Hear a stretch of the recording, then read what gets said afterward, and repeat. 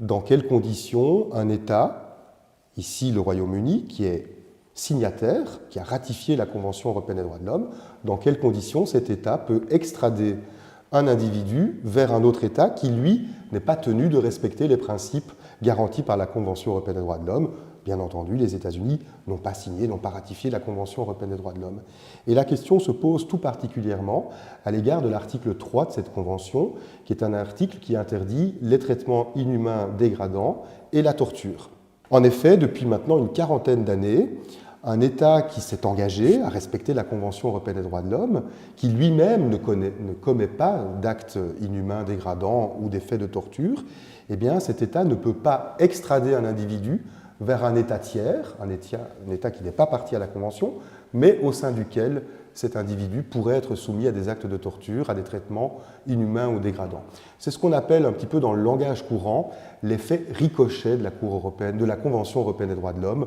Vous ne pouvez pas vous laver les mains et dire « ce n'est pas moi qui torture, c'est un État tiers ». Si vous extradez quelqu'un vers cet État tiers, vous êtes aussi responsable des faits qui pourraient lui être commis à l'égard de cette personne.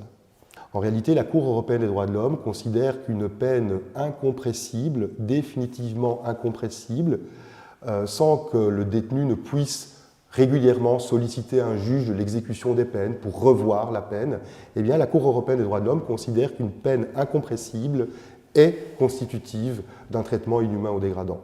Actuellement, la peine qu'encourt Julian Assange serait de nature incompressible.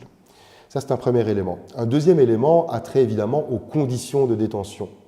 Les faits pour lesquels Julian Assange est poursuivi aux États-Unis sont des faits qui peuvent déboucher sur une peine incompressible, mais qui peuvent également déboucher sur des conditions très strictes de détention. Alors on pourra rentrer dans les détails, mais fondamentalement, ce qui est envisageable, c'est des détentions sans aucun contact social, aucun contact avec d'autres détenus, c'est des détentions, un isolement sensoriel, très peu de possibilités ne serait-ce que de sortir de sa cellule. C'est également un doute quand même important quant à la possibilité que Julian Assange puisse bénéficier de soins de santé adaptés à son état psychique. Donc les conditions de détention posent également problème dans cette affaire.